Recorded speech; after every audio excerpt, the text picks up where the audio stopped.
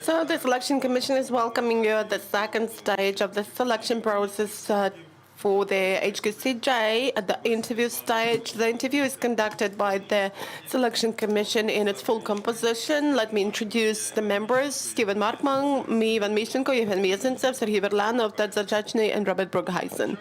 The rapporteurs of the interview are going to be Steven Markman and Yevhen Mezentsev. The members of the Commission will keep asking questions. You have probably watched some of the interviews, as I assume, so you seem to know the procedure. But nevertheless, let me tell you that the members of the Commission will ask you questions, give concise answers to the core of the matter, and the member asking the question can limit the duration of your answer. In case there are some connection interruptions, the interview will be postponed and we will have re-appointment of it. And before we start the round of questions, you will have a chance to tell about your motivation for participating in this competition and about your ideas about the development of the HQCJ in particular and the judiciary in general. And now let me give the floor to my colleague, Steven, Yevhen. You're welcome. Good morning, Judge Omelian. Thank you very much for your participation in this competition. You've been a senior advisor and assistant to the Supreme Court of Ukraine for about 17 years. You are now a judge of Dniprovsky, the Dniprovsky District Court of Kyiv, and you've been a judge on that court for approximately 2.5 years. And you've previously been married with 3 children.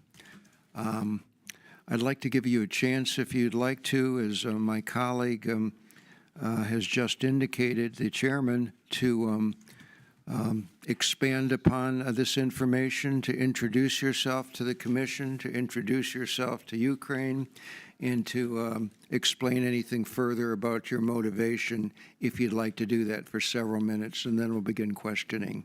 So I turn it over to you, Judge. Thank you. Thank you. Good morning, dear members of the Selection Commission. So let me start with saying that all my professional career has been connected with the judiciary in Ukraine, and my work experience has been more than 18 years. My professional work is being a specialist in the State Judicial Administration of Ukraine. I work as the assistant judge in the Supreme Court and the newly established Supreme Court of Ukraine, and I'm also the judge of the trial court, and I've been holding this position for more than 2 years, and I'm the judge there now. My experience is based on knowledge of civil, administrative, and criminal law. During my work, I was always scrupulous and conscious about fulfillment of my job duties. As a representative of the trial court of general jurisdiction courts, I know what knowledge, expertise, and skills the judicial candidates should have, since it is the judge of the trial court who first ensures access for citizens to justice and who ensures compliance with their rights and freedoms during administration of justice. In 2017, I participated as a candidate for the position of the judge of the local court in the last selection held by the previous composition of the HQCJ. I was a success, and I started holding the position. I was the 10th, I ranked the 10th among 285 candidates. In 2020, I was appointed judge of the local court.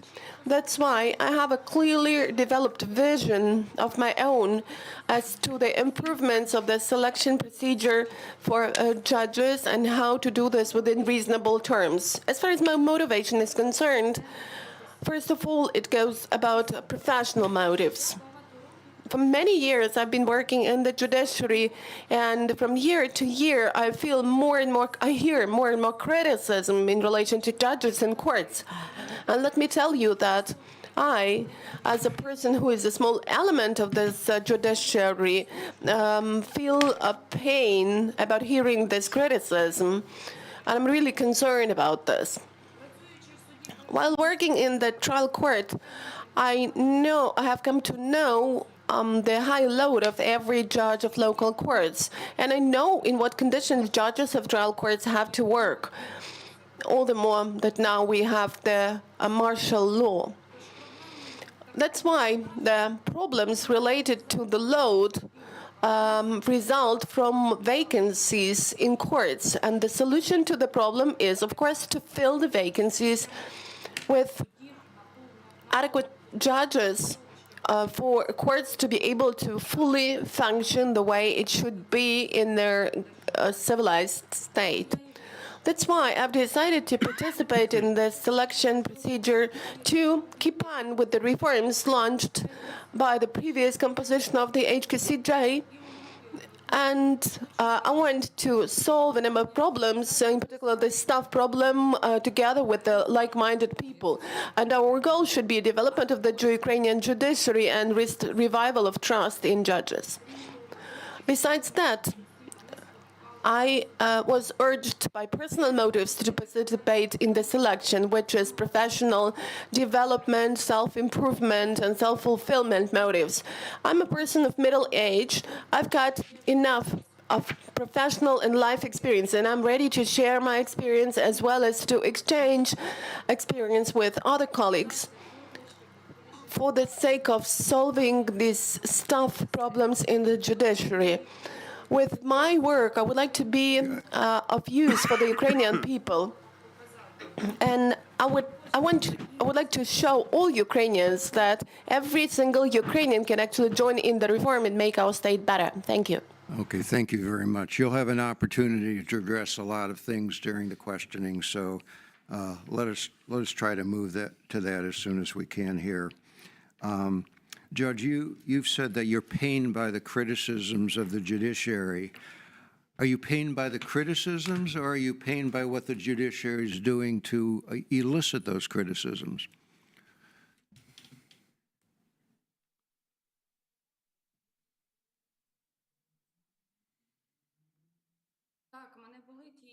Well, I'm really concerned about these problems, and with my work, I would like to join in the reform for there to be nothing to be criticized. I know that we can't have the ideal system, but we can still reach the percentage of 90% of trust of the citizens in the judiciary. That's realistic, so I want to solve the problems and revive trust. So you have no problems with the people being allowed to criticize the judiciary if they think it's warranted?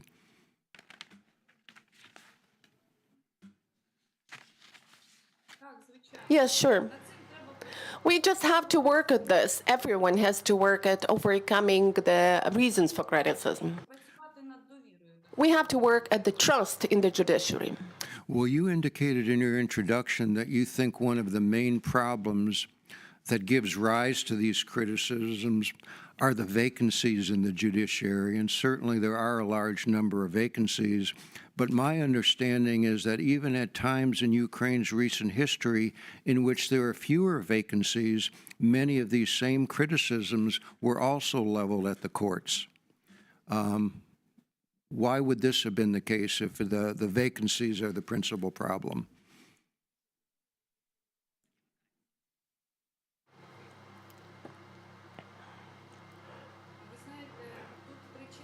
Well, I wouldn't say that the reason for criticism is only unfilled vacancies.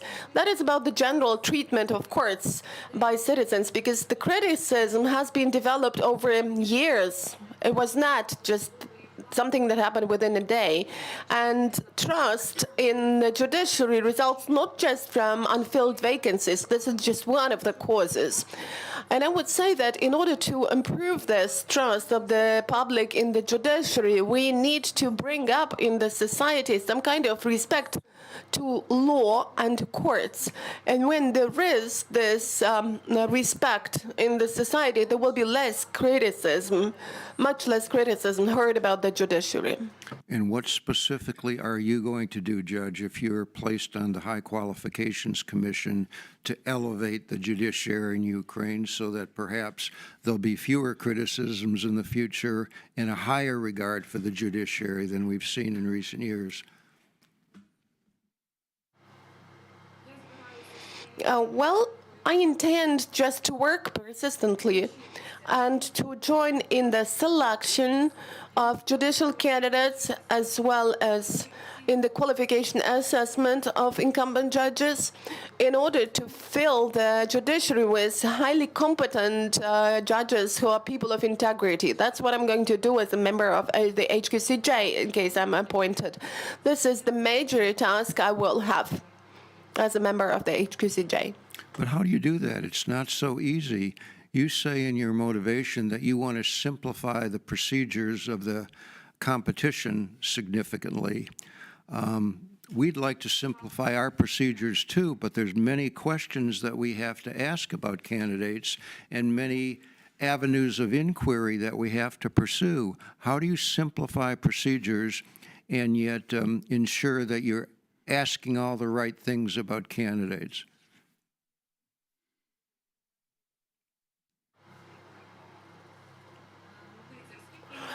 Well, since I had some experience of going to the courts of local level, I can tell more about this procedure of selection. So it had both advantages and disadvantages. And as far as simplification and improvement of the procedure is concerned, I see several things here. The first one is that we should ensure a reasonable timeline for the procedure. Also, the candidate for the judicial position for local courts, that's what I'm speaking about, should get clear about the specialization of the court he would like to work in the future, right away, at the beginning of the selection process. Third, I think that we need to cancel the exam for the command of the Ukrainian language because the judicial candidates can confirm command of the state official language via a special certificate which is issued by the state authorities. This would also mean simplification. As far as training in the National School of Judges is concerned, I can tell even about myself as about a former assistant judge that, and in relation to other candidates, some candidates used to be assistant judges, and I think that the training in the National School of Judges of Ukraine should be postponed to the further stage of the selection process. It should not happen at the initial stage of selection. Why? Because this will help to prepare, to train the candidate much better for work. Besides that, I think that it's necessary to have some probation or internship of the newly appointed judge in the court, right in the court where he is going to work, for him to become well aware of the internal procedures, internal issues arising in this court, and internal system of the court he's going to work in. This will improve his entering the system of the court. Also, I think it's necessary to have vetting of judicial candidates through the participation of the Public Integrity Council. This was not the case in the previous election when I was undergoing this selection. Besides that, I think that it's necessary to change the conditions, the terms of the selection. And the selection for holding the vacancies in courts. It seems to me that the procedure was a little bit unfair. It was not transparent. It was not open. Can I continue, or shall I stop at this point? Yeah, let me interrupt you at this point. If you've read our methodology, and perhaps you have, a judge, you'll see that the burden of proof in our case, in our examination of candidates, is always on the candidates, and that's particularly important when it comes to the integrity of the candidate. It is the burden of proof of the candidate to demonstrate his or her integrity and not the burden upon the commission. It's just an impossible burden to place upon a commission, and we can't afford to place somebody on the High Qualifications Commission who lacks that integrity. We have addressed a number of questions to you concerning financial matters. One has to do with the a source of the 500,000 hryvnia that you and your husband had in your savings account in 2016. Another has to do with the more than a million hryvnia that went into the construction of a residential house that was made by your husband, and another had to do with 748,000 hryvnia that had to do with the purchase of an apartment in 2009. You've indicated that it's difficult for you, if not impossible for you, to provide the information concerning the source of those purchases because they're in the possession of your former husband and he's refused to share those with you. What do we do under those circumstances when we have a policy within our methodology that places the burden of proof upon the candidate? What can we do when you've not been able to provide the declarations and the income analyses to us? What should be the response of this commission under those circumstances?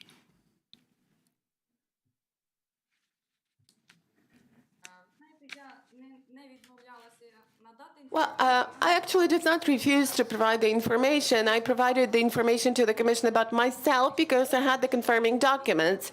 As far as the income of my former husband is concerned, I didn't have any documents before 2016.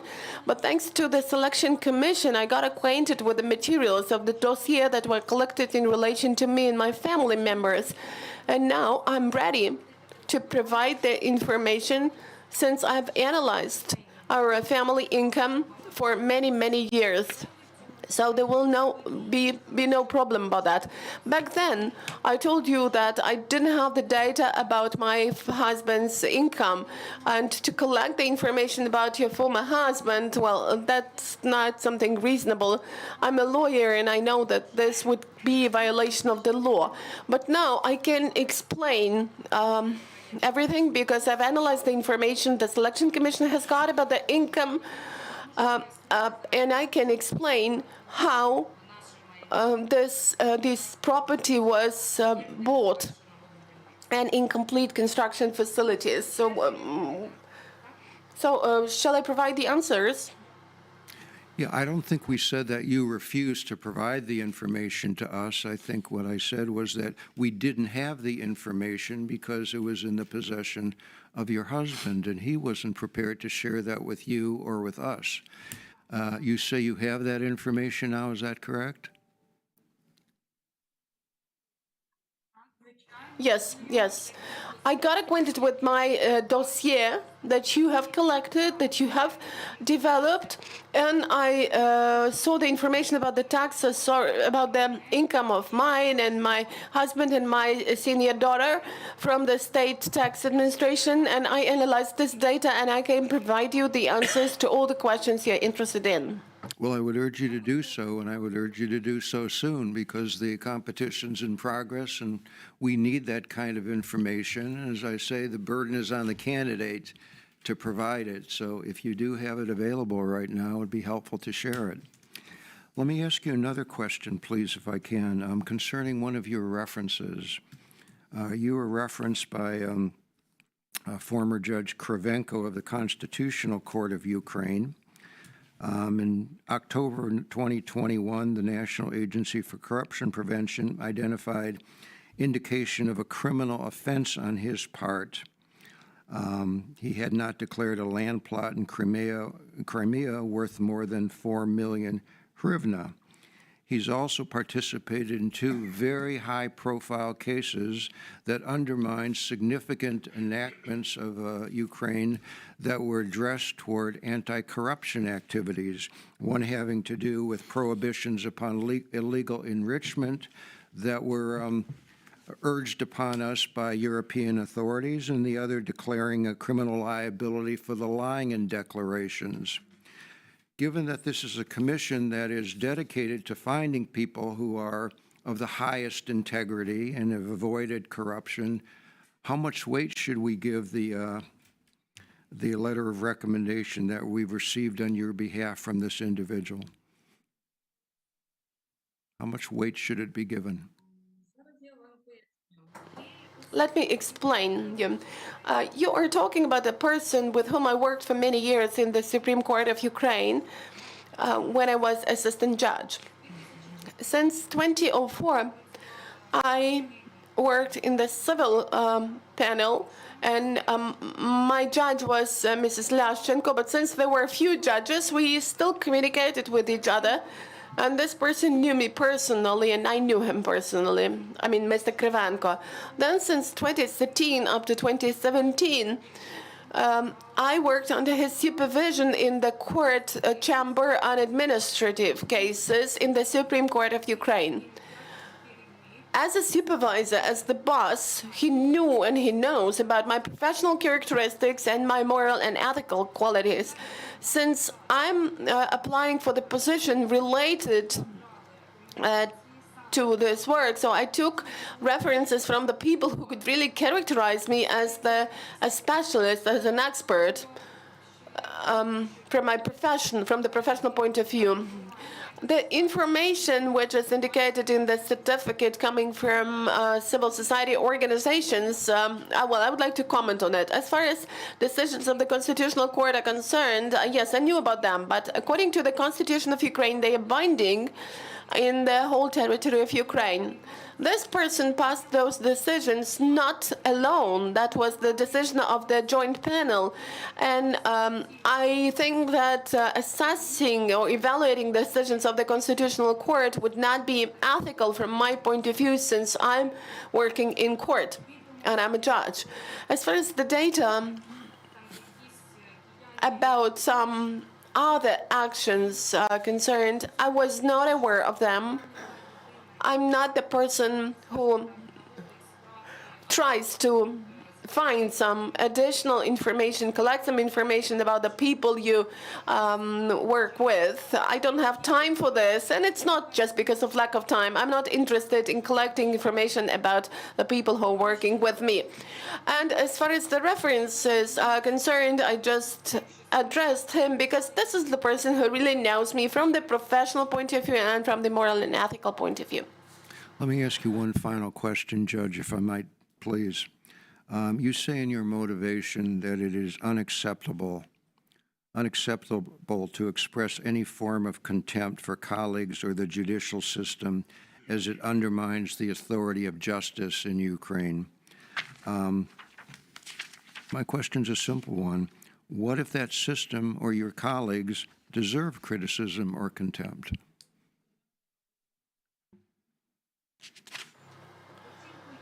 Well, as far as assessment of their actions is concerned, it should be performed not by colleagues but by competent bodies. But in case some drawbacks in their work are identified and I can see that this is related to some corrupt actions, of course I will respond in the adequate way. If it is somehow related to me, I will act in the same way. So anyway, I think that competent bodies should deal with that, with the assessment. We have NABU, we have a National Agency for Corruption Prevention for this. But if you are elevated to the High Qualifications Commission, I assume you would be prepared to be more actively involved in criticism in appropriate circumstances, would you not?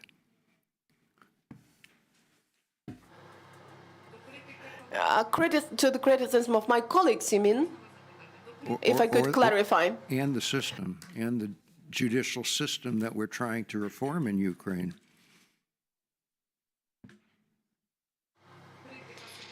Well, the criticism of the judiciary is one thing, and criticism of colleagues is a different thing for me. I don't think that criticism of colleagues is acceptable. If I have some doubts as far as my colleagues are concerned, I will first of all try to clarify everything, and then on the basis of the information I have found, I will respond in the adequate way. Okay, thank you, Judge. Let me turn over the questioning to my co-rapporteur, Judge Mientsev. Thank you, Stephen. Доброго дня, пані Інно. Good morning, Inna. I'm Yevhen Mezentsev. I will keep communicating with you.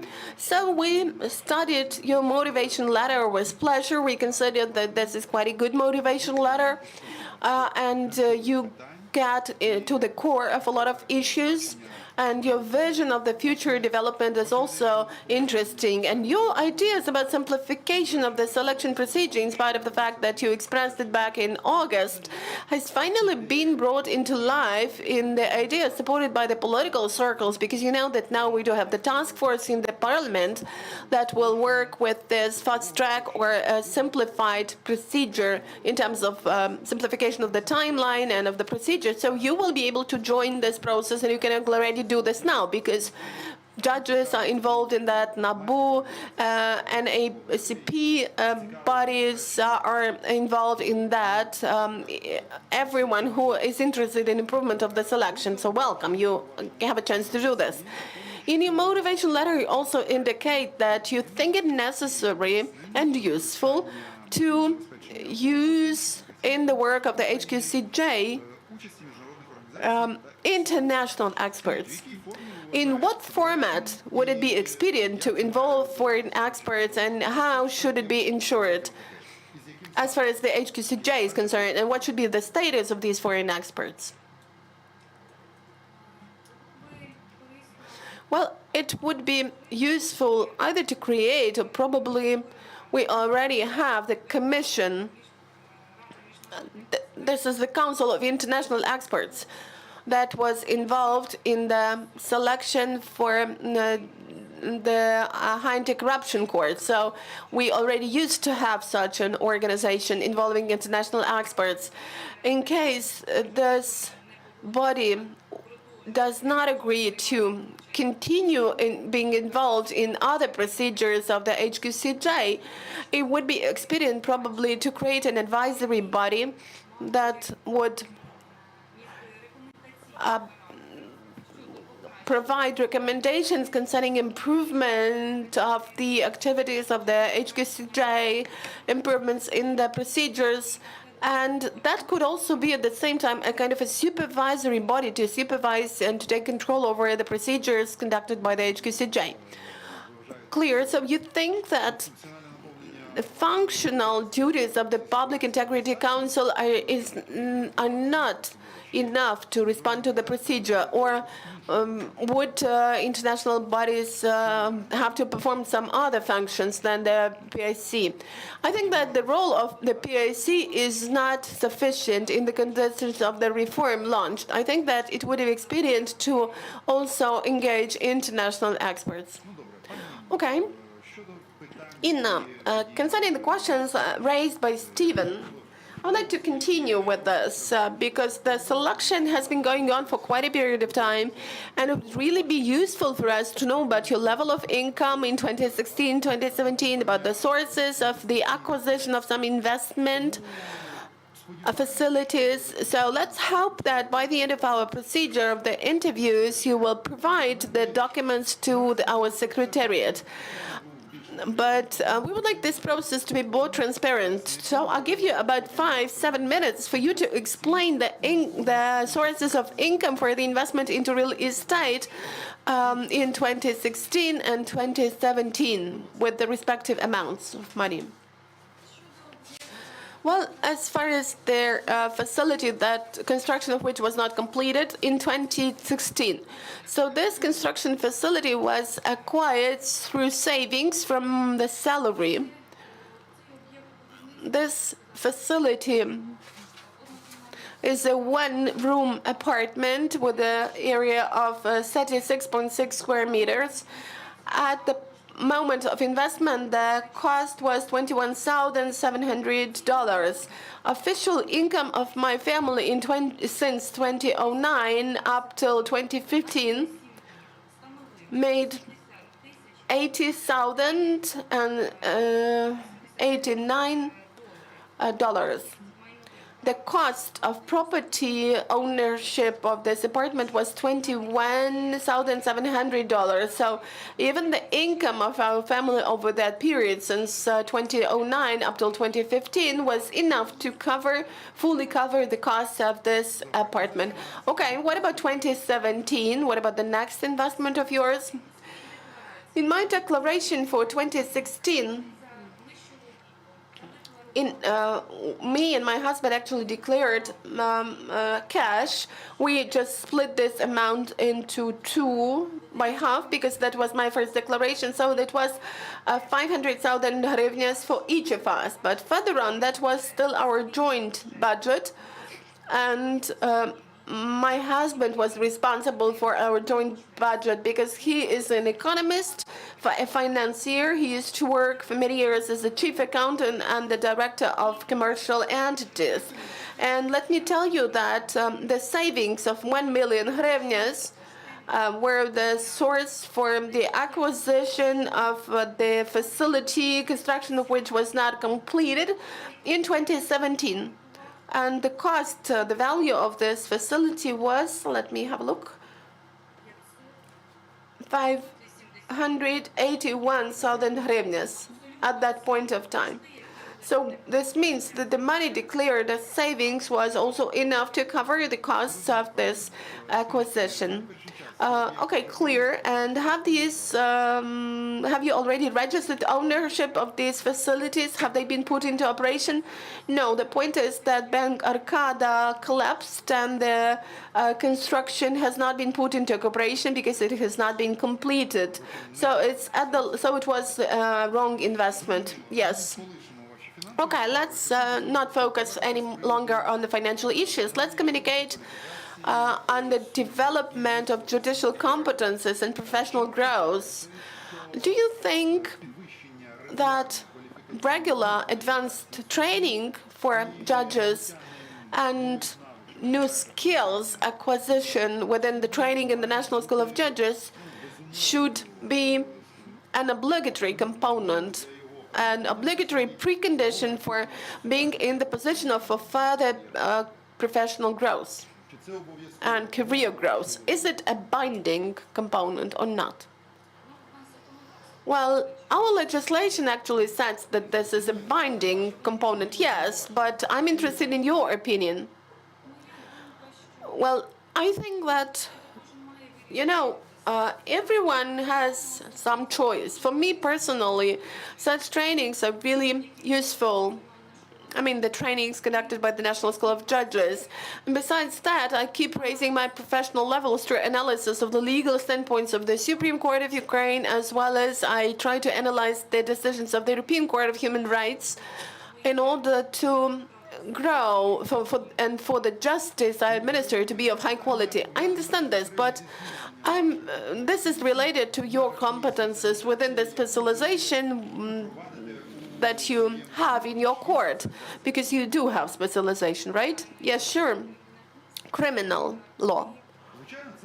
So, of course, this contributes to your professional activity and professional growth. But I'm asking whether you think that the National School of Judges should provide advanced trainings for judges in other fields, like in relation to the matters of working with refugees, IDPs, in some ethical issues related to development of social communications for judges, and maintenance of some contacts with mass media by judges.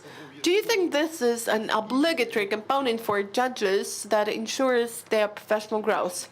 I think yes. Still, the National School of Judges of Ukraine has very good lecturers who are professionals and who can really help every judge develop through their experience that will come in handy in their further work. I think that the director of the National School of Judges is very happy about your answer. Could you please tell us what courses do we lack now in the National School of Judges? What should they introduce? What kind of trainings or courses should they introduce? Because they have limited scope of that. Well, I would add time management. For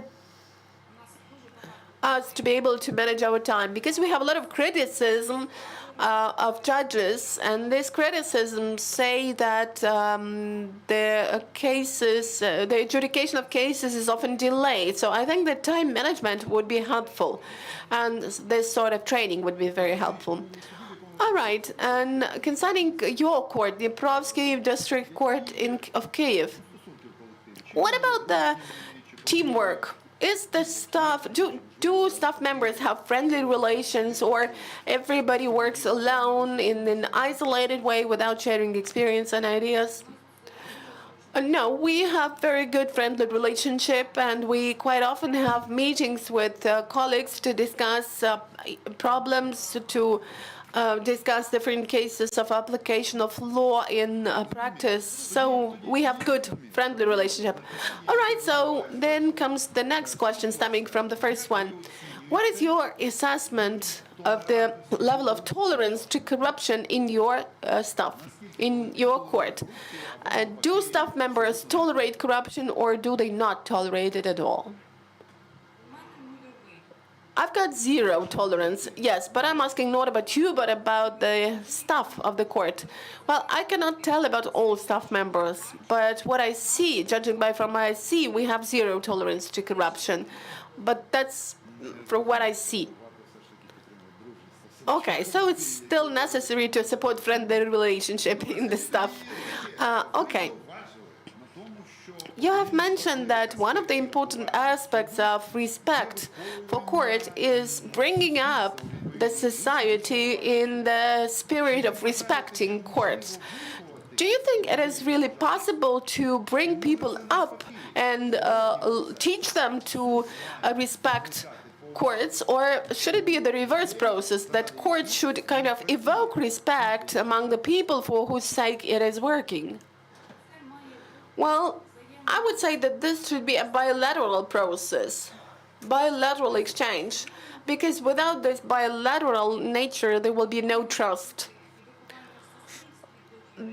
We should cherish trust and respect for court in the society, and court should also show attentive attitude to the participants of trials, should work in a high quality way to perform its work on a timely basis. So there must be some interaction between court and society. Without interaction, there will be no trust in the judiciary. That's what I think. All right, and what about your court? What is the system of communicating with mass media in your court? Do you think it works sufficiently well? Is the level of contacts with the outer world via mass media, with civil society organizations, is it sufficient, and is it really something that evokes respect and trust in your court? Well, the system we have currently got for communicating with the public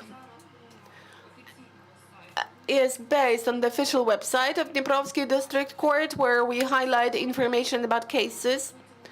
Also, in our court, we have the judge speaker who communicates with the public, but I think that this communication is still not enough. We need to move on with it and expand this area. In my activity, I try to communicate, well, not with the public, but with trial participants after the decision is passed by me. In particular, in cases when there is a need for that, because I try to explain to trial participants why I've passed this decision, and I give the motives. And you think that this will contribute to improved level of trust?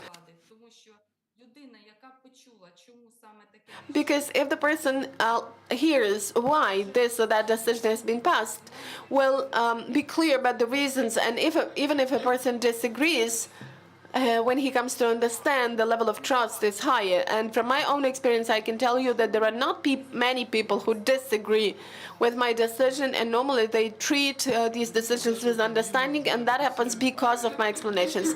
Okay, thank you, and let me give the floor to Robert. Thank you, Yevgen.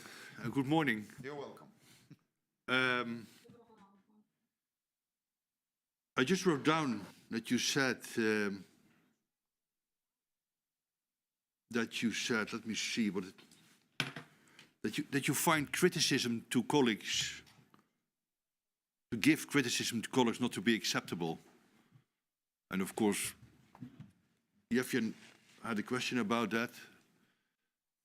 Can you say again to me, explain again to me what you meant to say about with that? Why do you find criticizing your colleagues difficult?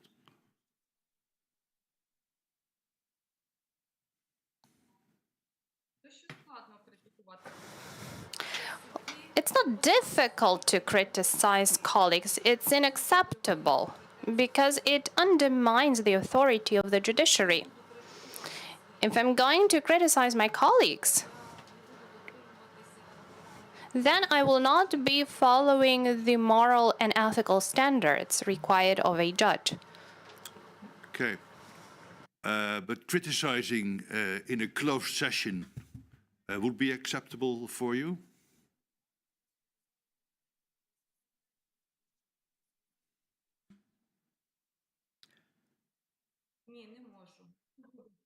No. Under no circumstances. Okay. Because I'm not the person who can assess the actions of my colleagues. Okay. Well, I've just been looking up in the law, which Article 93 of the law on, of Ukraine on the judiciary and the status of judges. And in 93 sub 7, it says that a member of the HQCJ should conduct qualification and evaluation of judges. Evaluation of judges, of course, means that you obtain information about them and try to find out what they do right and wrong. So if you're not willing to criticize your colleague, how can you perform your tasks provided for by the law on your position of the HQCJ?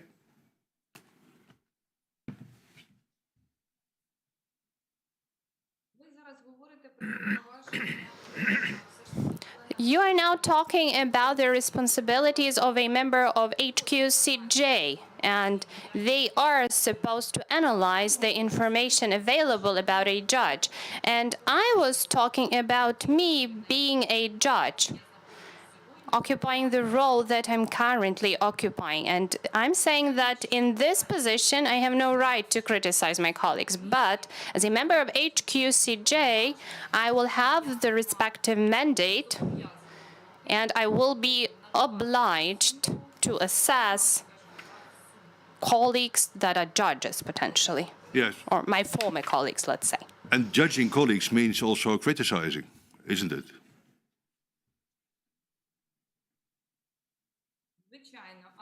Yes, of course, but that's if I am an HQCJ member. Okay.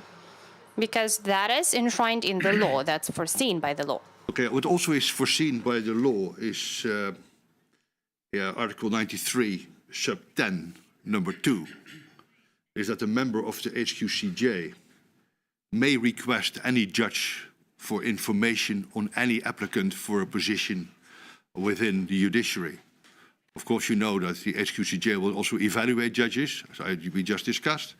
And if the evaluation takes place, the member of the HQCJ has the right to ask any judge for information about his colleagues. So let's say you are not in the HQCJ, you're still a judge. Let's say you receive a request from the HQCJ regarding one of your colleagues, whether he is a colleague that performs well or performs badly, whether he is a colleague who is diligently or he is lazy, whether it's a colleague where it's known that he takes calls from politicians or he doesn't. Would you write this to the HQCJ if and when requested?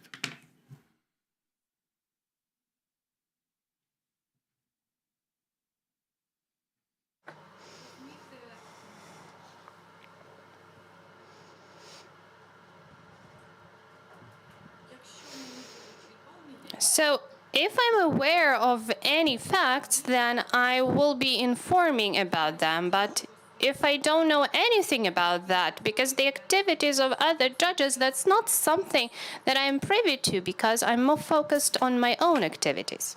Yes, but I find that really difficult because the law provides that judges in Ukraine criticize each other and pass this information to the HQCJ. That's how I read the law. Maybe I'm wrong. I'm looking at my Ukrainian colleagues, but that's how I read the law. And I would say, but from my own background that criticizing one professional to another is not a bad thing. It's a good thing because it increases the quality of what you do. In many courts, for instance, there is a system, I don't know whether you have heard of that, the 360 degrees feedback system, where you have an obligation to write down everything about the behavior of your colleagues, which means up and down in the system. That means that your assistant has to report what he thinks of you, and you will do the same about your assistant. How do you see this? How do you see this? These, let's say, methods that are used in many countries in the world for the assessment of judges. Is that a good idea? Is it a bad idea? Are you going to do that when you're in the HQCJ? How do you see the rules that I just put in front of you?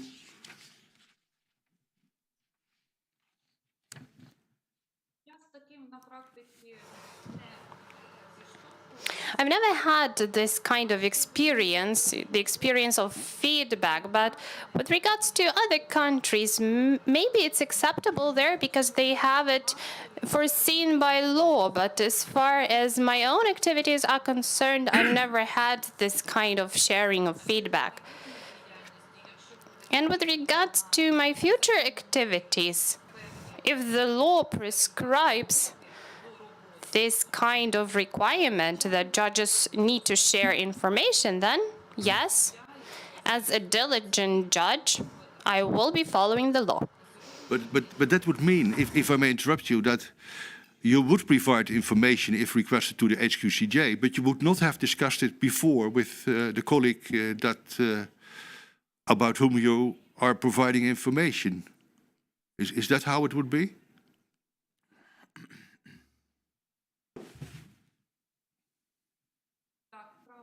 Yes, that's correct. And do you consider that to be fair, that you start providing information to the HQCJ on subjects you have never discussed with your colleagues before?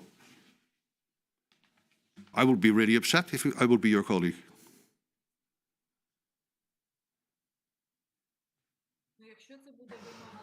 So if it's the requirement of the law, then I will abide.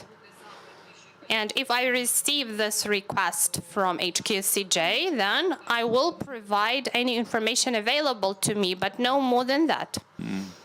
Okay. I have no further questions. Thank you, Robert. Let me say, Judge Omelian, that certainly in Canada, we have the same judicial ethics and code of conduct that you speak of. We do not publicly criticize our colleagues. If there are issues that need to be dealt with, they are dealt with effectively, but we have the same approach and view of judicial comity and judicial self-respect that you speak of as well. But let me move on to another subject. And I'm somewhat curious, at the time that you made your application to be considered as a member of the HQCJ, you were a judge of first instance for only 1 year and 11 months. And I'm surprised that with such a short period of experience as a judge, you should choose to, if successful, leave the court and assume the role of a member of an HQCJ. Do you not like being a judge?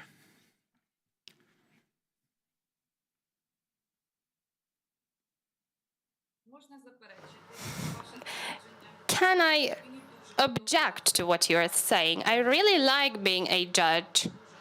And it's been a long way for me to be appointed as a judge because I've been working as an assistant judge for a long time.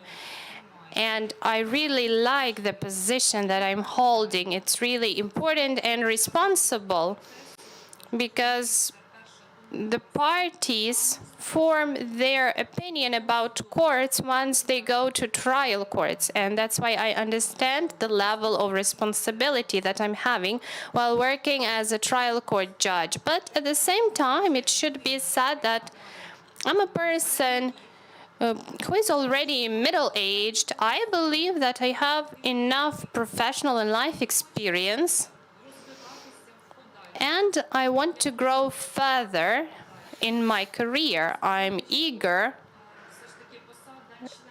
to go further, and I believe that the position of an HQCJ member is no less important than the position that I'm currently holding. I think that as a member of HQCJ, I will have more opportunities to improve the Ukrainian judiciary and to restore the trust of the people in our judiciary. So I applied for this selection in order to have better self-realization within the judiciary, self-fulfillment. One of the criticisms that I have heard from time to time or read about is that there is a feeling of elitism among judges, that there is a sense of special entitlement or special status. To the extent that that is a concern, how would you propose to test for that as a member of the HQCJ? You speak of a judge's personality and a judge's role and responsibility to communicate to the parties that are before them.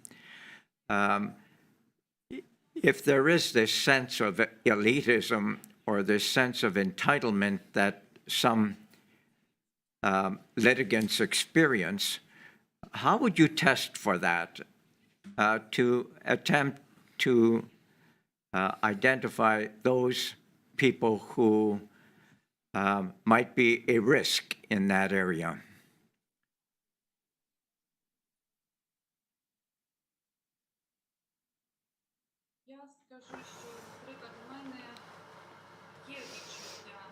Well, I can tell you that I have this feeling that I'm a judge when I'm in the courtroom, when I'm performing my duties.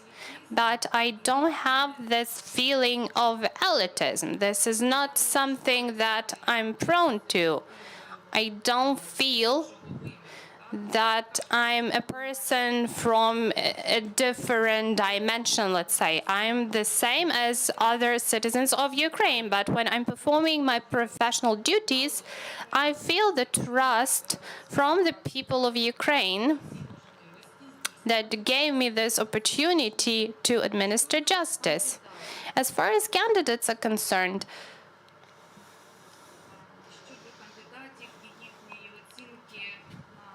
as far as testing them for this elitism, could you please specify your question? What should we be testing for? So they are candidate judges. They don't really have this inner feeling that they are future judges. Maybe these are judges, incumbent judges, who may already have this feeling. Well, that may well be. My point is simply to suggest to you that if there is this public perception and concern that's raised about how judges conduct themselves in their work, then of course the HQCJ should attempt as best it can to ensure that people who have that kind of personality or disposition do not hold and are not appointed to judicial office. So is there a way to test that personal trait?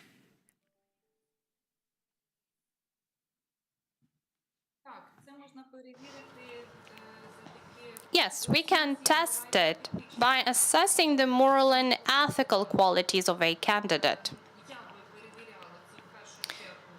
So I would assess it through the prism of them being a law-abiding citizen. I would check whether the person follows the law. I would also test their behavior and demeanor during the interview. Moral and ethical qualities of candidates are also assessed by other specialists, like a psychologist.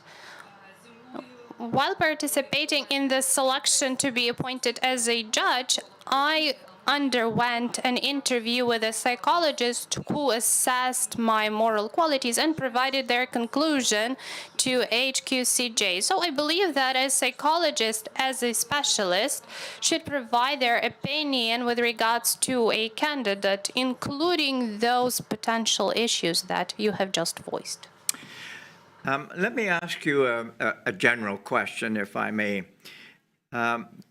The public opinion surveys tell us that the public lacks trust in the judiciary. And I might say the same thing is also true with respect to the government of Ukraine. This is not a new phenomenon. These surveys have been in existence for over a decade now, and it appears rather than improving public confidence seems to be declining. Why do you think that is? And what do you feel is the most important thing that needs to be done by the High Qualification Commission of Judges to attempt to improve public trust and confidence in the judiciary?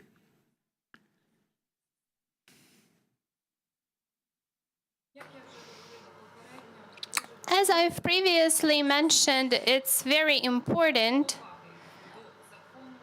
that citizens have trust and respect for law and for courts. And as a member of HQCJ, I will do everything so that we have highly professional, moral and ethical judges in our courts. Also, trust in any type of government, be it judiciary or any other type of government, is affected by any negative information that is highlighted by mass media.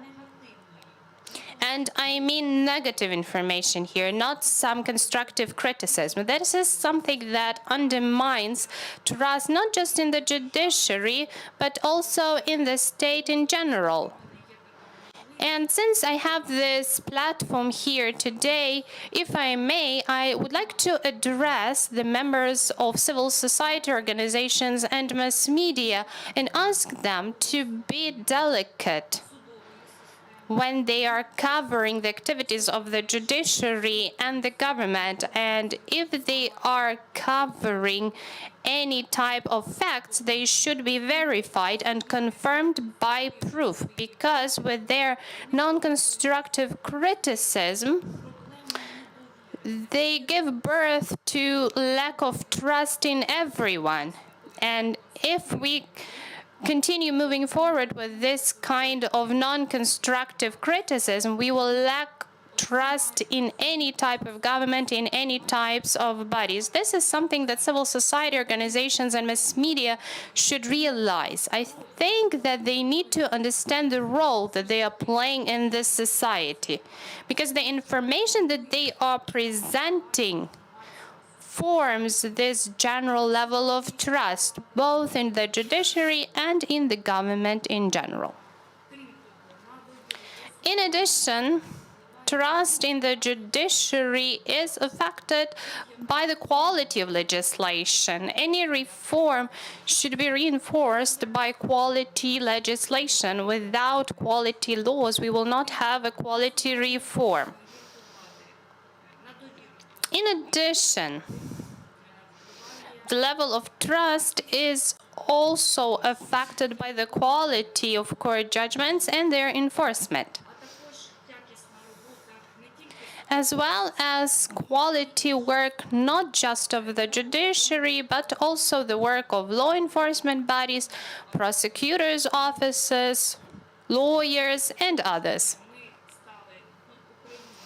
So for Ukraine to become a European country, we need to have this common effort coming from all the members of this society. And only then we will be able to achieve better or positive results moving forward in the democratic European direction. This is my answer. Thank you for your answer. I will now turn the questioning over to my colleague, Judge Verlanov. Thank you, Ted. Good morning, Inna. Good morning.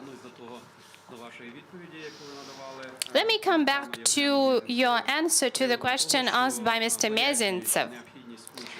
When you explained the experience of involving international experts in the selection procedures, and you mentioned that the role of PIC was not sufficient enough. Could you please explain this opinion of yours? And what should be done to enhance this role of PIC and its interaction with HQCJ during this election?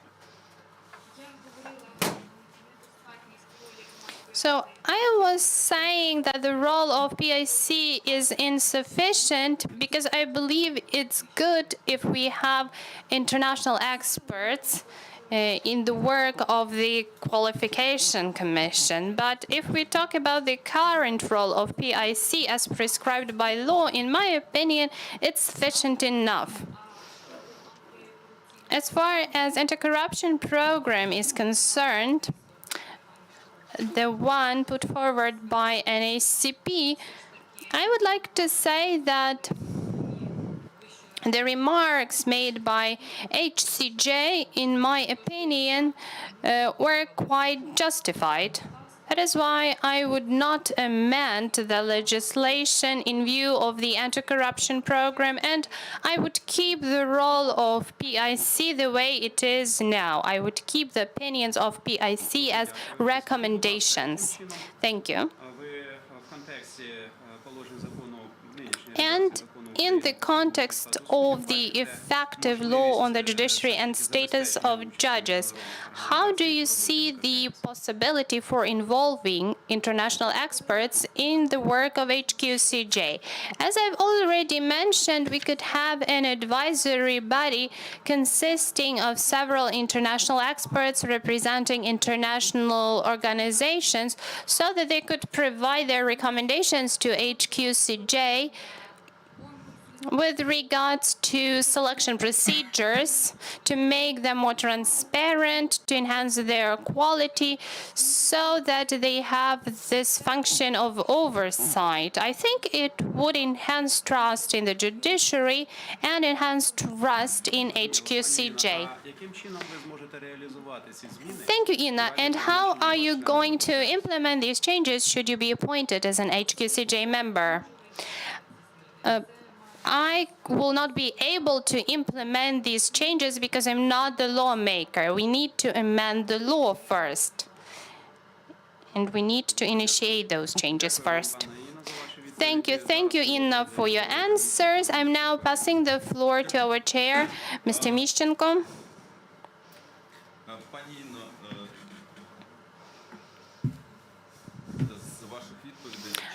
Inna, from your answers to the questions of my colleagues, I'm getting the impression that we are talking about some perfect world. So you are addressing mass media and civil society organizations. You are asking them to be more respectful and careful with their coverage. You are addressing the lawmakers, saying that they need to create quality and understandable laws. But we are not living in a perfect world. And moreover, we are having war right now. What are you going to do If nobody is going to listen to your proposals and media continues to criticize the judiciary and is even more harsh about their criticism and the quality of laws remains the way it is, so what are you going to do then? How do we enhance the level of trust in the judiciary? What are the specific efficient steps that can be suggested by you as an HQCJ member, a potential one?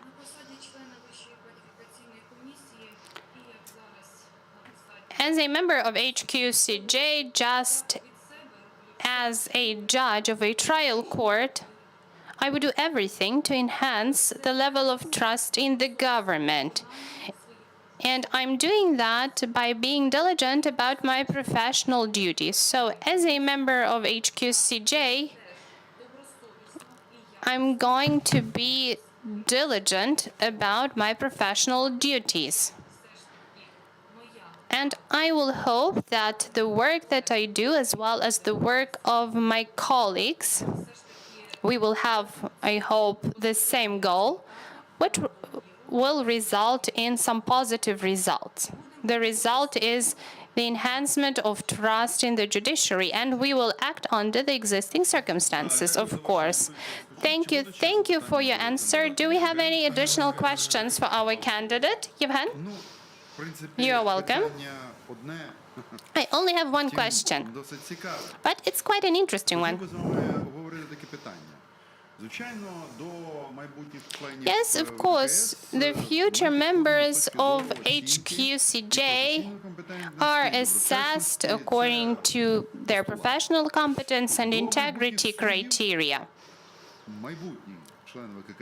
Future judges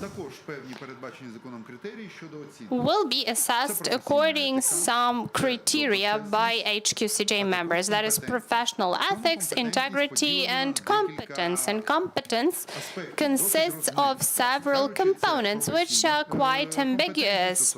We are talking about professional competence, personal competence, and social competence. So, in the context of assessing future judges, what is your understanding of social competence?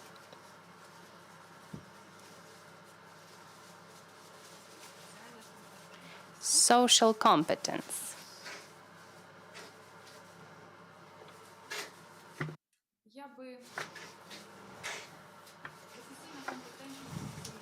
Professional competence, that's clear, that's the level of knowledge. As far as social competence is concerned, it's about communication skills, the ability to work within a team. It's having some level of organizational skills, because in order to work in a team, you need to have these type of skills. Moral qualities, personal qualities, but moral qualities are about personal competence already. Let me simplify the question. So we had this Bern Symposia back in 1996, which tells us that social competence is a number of aspects. That's the ability to assume responsibility. That's the skill of developing some decisions and participating in their implementations. It's tolerance for ethical, ethnic, racial, and social groups. And another aspect which is very important is harmonization of personal interests with the needs of the society. So you are correct in saying that this is the ability to interact with the outside world. So in this context, how do you think? A judge is an independent professional. You're well aware of that, because you know that you organize your own schedule, you select your own assistant and secretary, so you're not dependent on anyone. neither on the Chief Justice nor on the head of staff. Наразі, як вважаєте, наскільки у цьому контексті соціальна компетентність So, in this context, how important is social competence for a judge? Is it a key element, or should we pay more attention to professional and personal competence? I think that they should be intertwined. Professional, personal, and social competence are equally important because these are the elements of your personality. And it's important if you want to be diligent about your professional duties. оцінювали саме ось таку компетентність? All right, thank you. But how would you assess this social competence, the ability to assume responsibility, the ability to work out decisions and enforce them? So how would you control this type of competence while selecting people?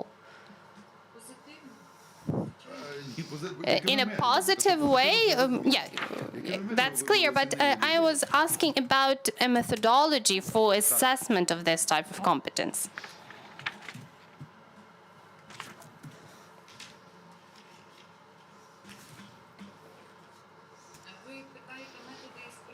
So you're asking me about methods to assess social competence? Yes. Yes, the ability to work within a team, the ability to assume responsibility. So how are you going to identify that a person, that a candidate judge has these qualities?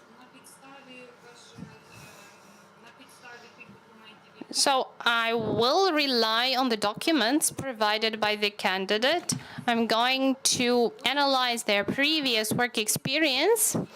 Then I will take into account the interview. During interview, we can see whether the person is ready to work within a team, whether they are ready to assume responsibility for those decisions made within the team. That's something that we can discover during the interview. And also, we can analyze those documents provided by the candidate and their work experience. That's clear. Thank you. I don't have any other questions. Dear colleagues, do we have any additional questions? So, Inna, our interview is about to finish, and the Commission gives you an opportunity to somehow sum it all up. Please, the floor is yours. I'm really grateful to you for this opportunity to participate in the selection. Dear members of the Selection Commission, once again, let me express my gratitude to you for our communication, and let me stress that I've got strong will, I've got strong willingness to work persistently, and the necessary background, which means professional and life experience, to really effectively perform the duties of the member of the HQCJ. I'm deeply convinced that in the nearest future, the judiciary of Ukraine will change for the better. It will become stronger and will fully revive the high level of trust in the judiciary, and delegations of judges from other European countries will keep coming to Ukraine, and not only from European countries, to borrow our experience of building the independent judiciary. I wish all of you good luck and stay safe. Thank you. Thank you, Inna, for your warm words. So this is the end of our interview. Good luck. Stay safe. Goodbye. Goodbye.